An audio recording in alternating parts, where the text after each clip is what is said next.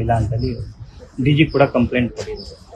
ಸರ್ಕಾರ ಕೊಡ್ಲಿ, ಅದು ಸ್ಪೆಸಿಫಿಕ್ ಆಗಿ ಎಲ್ಲಿ ದೌರ್ಜನ್ಯ ಆಗಿದೆ, ಯಾವುದು ದೌರ್ಜನ್ಯ ಆಗಿದೆ ಅದನ್ನೆಲ್ಲ ಸ್ಪೆಸಿಫಿಕ್ ಆಗಿ ಹೇಳಿದ್ರೆ, ಸುಮ್ಮನೆ ಗಾಳಿನಲ್ಲಿ ಗುಂಡೊಡೆಯೋ ಬದಲು ನಮಗೆ ಸ್ಪೆಸಿಫಿಕ್ ಆಗಿ ಹೇಳಿದ್ರೆ ಅದ್ರ ಬಗ್ಗೆ ನಾವು ತನಿಖೆ ಮಾಡೋದಿದ್ರೆ ಮಾಡ್ತೀವಿ, ಪರಿಶೀಲನೆ ಮಾಡೋದಿದ್ರೆ ಮಾಡ್ತೀವಿ, ಅದಕ್ಕೇನು ಕ್ರಮ ತಗೋಬೇಕೋ ತಗೊಳ್ತೀವಿ.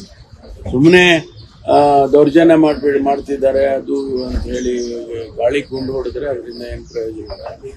ಖರ್ಗೆ ಅವರು ಸರ್ 2-3 ರಾಜ್ಯಗಳ ಅಧ್ಯಕ್ಷರ ಬದಲಾವಣೆ ಆಗಿದೆ, ಇನ್ನೂ 2-3 ರಾಜ್ಯಗಳ ಅಂತ ಹೇಳಿದ್ದಾರೆ.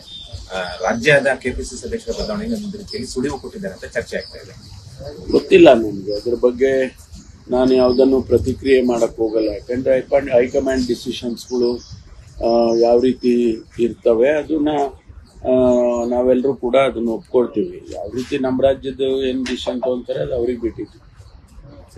ಚರ್ಚೆ ನಡೀತಾ ಇದೆ ಸರ್, ಅದು ಗೊತ್ತಿಲ್ಲಪ್ಪ. ನಮ್ಮ ಹತ್ರ ನಾನು ಯಾವ್ದ್ರಲ್ಲೂ ಕೂಡ ಚರ್ಚೆನಲ್ಲಿ ಭಾಗವಹಿಸಿಲ್ಲ. ನಿನ್ನೆ ಖರ್ಗೆ ಅವರು ಹೇಳಿರೋದು ಸಾಕಷ್ಟು ಸಂಚಲನ ಅಲ್ಲ. ಅವರು ಇಡೀ ಹೊಸ ನಮ್ಮ AICC ಕಚೇರಿ ಆದ್ಮೇಲೆ AICCಯನ್ನ ರೀಶಫಲ್ ಮಾಡಬೇಕು ಅನ್ನೋದು ಬಹಳ ದಿವಸದಿಂದ ಚರ್ಚೆ ನಡೀತಾ ಇದೆ. ಅದೇ ಆ ಅರ್ಥದಲ್ಲಿ ಅವರು ಹೇಳಿರ್ಬೋದು ಅಂತ ಅನ್ಕೊಳ್ತೀನಿ ನಾನು.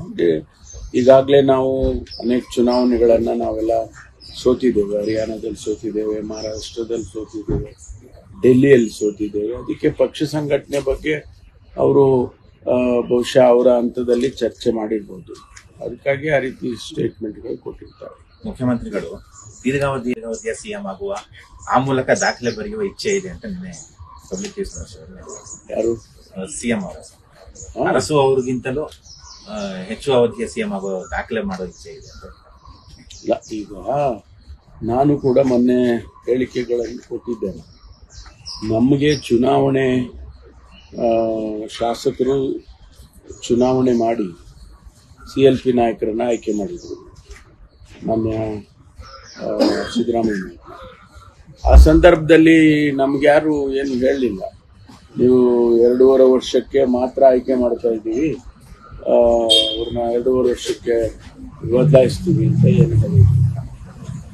ನಾವು ಅಂದ್ಕೊಂಡಿದ್ದು ಅವ್ರು 5 ವರ್ಷಕ್ಕೂ ಕೂಡ ಆಯ್ಕೆ ಮಾಡಿದ್ದಾರೆ. ಅದನ್ನೇ ನಾವು ಮನಸ್ಸಲ್ಲಿ ಈಗಲೂ ಅದನ್ನೇ ಇಟ್ಕೊಂಡಿದ್ದೇವೆ. ಸೊ ಹಾಗಾಗಿ ಅವರಿಗೆ 5 ವರ್ಷ ಕಂಪ್ಲೀಟ್ ಮಾಡಿದ್ರೆ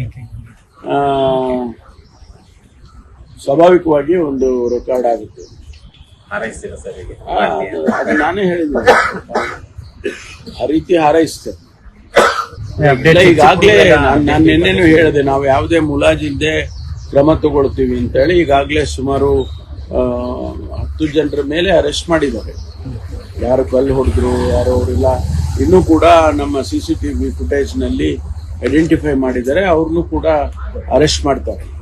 ಅರೆಸ್ಟ್ ಮಾಡಿ ಅವ್ರ ಮೇಲೆ ಕಾನೂನು ಪ್ರಕಾರ ಏನು ಕ್ರಮ ತಗೋಬೇಕು ತಗೊಳ್ತಾರೆ.